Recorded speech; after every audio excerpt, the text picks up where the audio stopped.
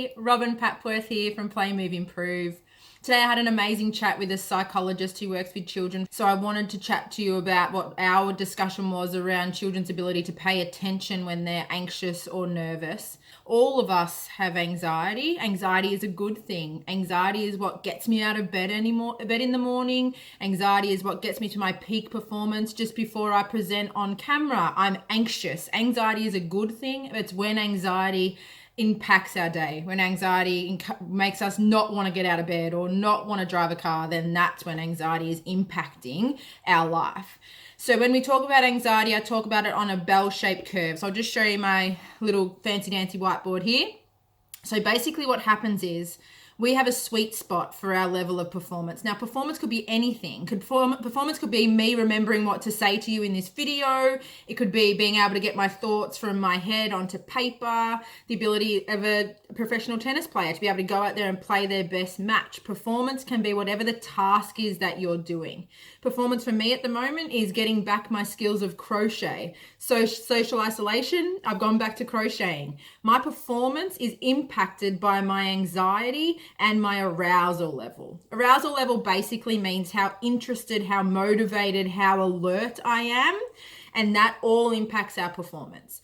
So when we're working with children or encouraging children, especially at the moment we're trying to get children to homeschool, getting children to homeschool in their natural environment is going to be a challenge, because in their natural environment, their anxiety, their level of anxiety is different to what they've typically been in the classroom. In the classroom, they may have been used to working in a chaotic, calm environment. It's completely different in a classroom to what their environment is like at home.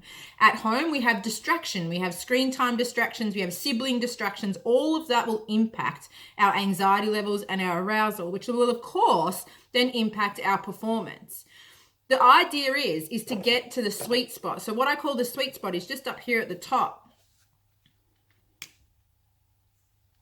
What we want to do is get the body aroused or anxious enough. I don't want to deliberately make children anxious, but get them aroused and anxious enough that they're at their peak performance. Because if we don't have enough anxiety, I don't show up for this video. I don't get out of bed in the morning. I don't rush to go and get my children breakfast, because anxiety gives you that drive and that motivation to do something. So if I'm too low, not anxious enough, not motivated enough, not aroused enough, then I'm going to perform quite low.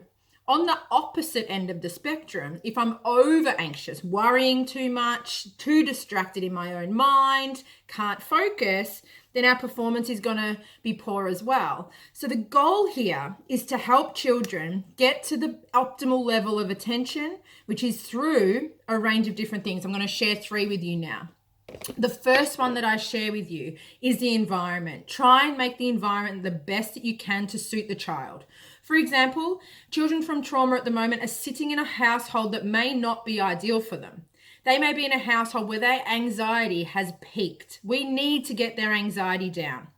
Unfortunately, we can't house all of these children. I can't take them out of the home. But what I can do is we can share our resources online.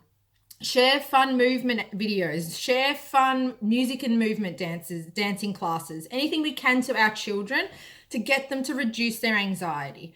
What I've been doing is trying to give these videos away for free, and I know there's beautiful dance teachers and gym coaches who are giving away this information for free. Try and get it into the hands of the children that we can, so they can play these activities or engage in these experiences online before they then have to concentrate on their schoolwork. Step 1. What I love about movement is movement increases arousal straight away. When we move our body, our arousal peaks, we become more alert because there's more oxygen going around our brain. So movement before learning, whether it be dancing, jumping, doing one of my free morning routines, following one of my crossing the midline videos, whatever you can, will improve arousal so you can get to this sweet spot. That's our goal. They're going to learn better when they're at their top level of their performance.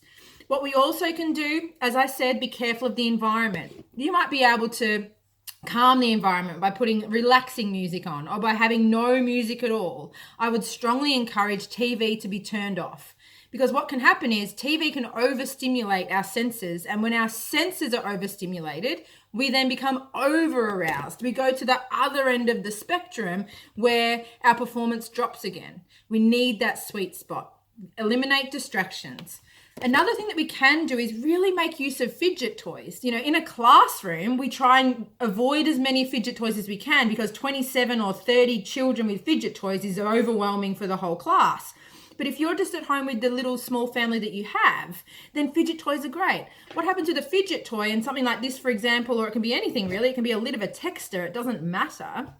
What it does is that calming action of fidgeting with something while our teacher's talking to us on the laptop or while we're getting read text from someone.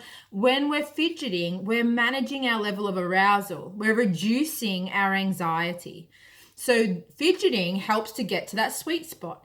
So basically we're looking at the environment. How can we make sure that everything is distraction-free, nice and calm, anxiety at its best?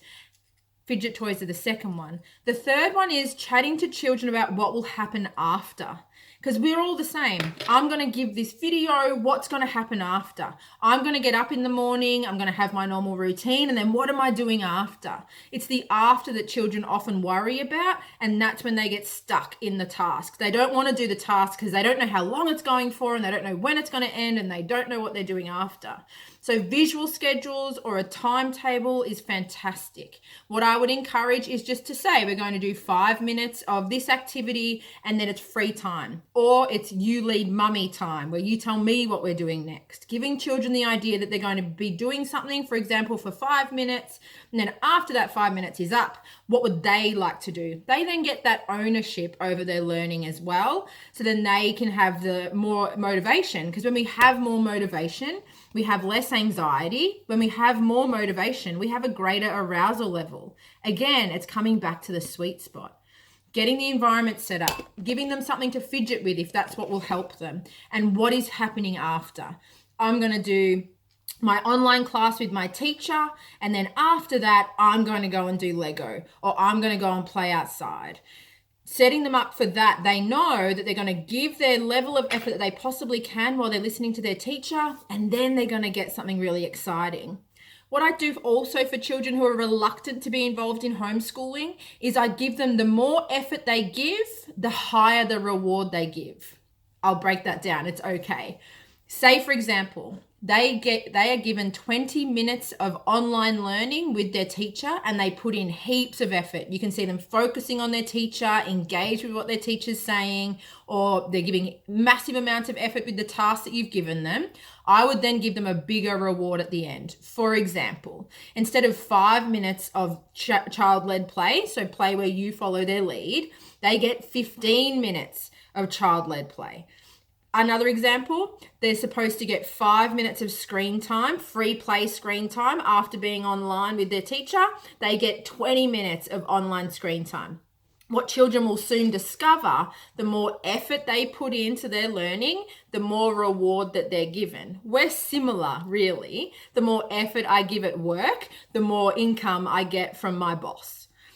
Our human brain is designed to be rewards driven or motivated by something. I don't want it to always be food or stickers or always praise, but these times are different to normal. This is unfamiliar environment, not just for us, but for our kids. They're not in their normal class environment. They don't have their normal teacher support. They're trying to learn and live with their mum or their dad. That's hard work. We're not able to provide the same education for our children as we would for other children. I am by no means the same therapist to my children as I am to other children. My children listen to me way less than the children that I work for. So we're living in a world of social isolation, trying to homeschool children with parents that they're not used to having that relationship with. So we need to use as many resources and support as we can. It's not ideal to always run children off of a reward system, but let's try it in these times when everyone's stressed and all things are really challenging for us. I'm going to go back to the 3 things that we're going to try and do to get them to this optimal level of learning and focus. And what they are is look at the environment. Is it too distracting? Turn that sound down, turn the lights down, try and put them near a window with natural light, try and give them a clean, clutter-free desk. Or do they need more stimulation? Are they too underwhelmed? For example, my kids like to have music on in the background at all times. If we have a silent house, we have an unmotivated house. All of us are similar in that boat. So environment, number one. Number two, fidget toys. Try and get them to fidget. Get their body. They know how to get their bodies to that optimal level. It might be some kids might like to stand at their desk while they're learning. They like to stand and move their body and fidget a little bit. Other kids might like to sit on a cushion and wriggle their bottom on a cushion. Some kids might like to fidget. The third one is give them an understanding of what is happening after. What are we going to do once we finish this online learning? What do I do once I finish this worksheet? It's motivating our kids and chatting to them about we're all in this situation that we don't want to be in. It's not ideal. We don't have our normal teacher. We don't have our school friends. This is the best we can do at this situation. Let's all work together as a team. And when we work together as a team and we do the work that we might not want to do, but we have to do, then we get a reward at the end. All of us get a reward at the end through child-led play, family time, outside time. With distraction, before I go, one last extra bonus tip. Make sure you're not distracted as well. That's hard to say. I know. But I disconnect myself from social media, phone, any distraction, because the kids may possibly need me. And if it's an hour and a half to 2 hours per day, then I just put it into our schedule. I might break it up. So today, for example, Phoebe was a little bit tired, so I've broken our sessions up today. But know that when we are doing learning, everyone is distraction free. It means they can have my attention similar to what they would have their teacher's support, and I'm not getting frustrated because I'm mid reading something and then they have a question. Hopefully that helps you in your ideas of how to get children to pay attention to you and how to get them to focus. If you have any questions, please contact me online, Facebook or Instagram at Play, Move, Improve. Have a fantastic day. Good luck. And any questions, bring them in. Enjoy.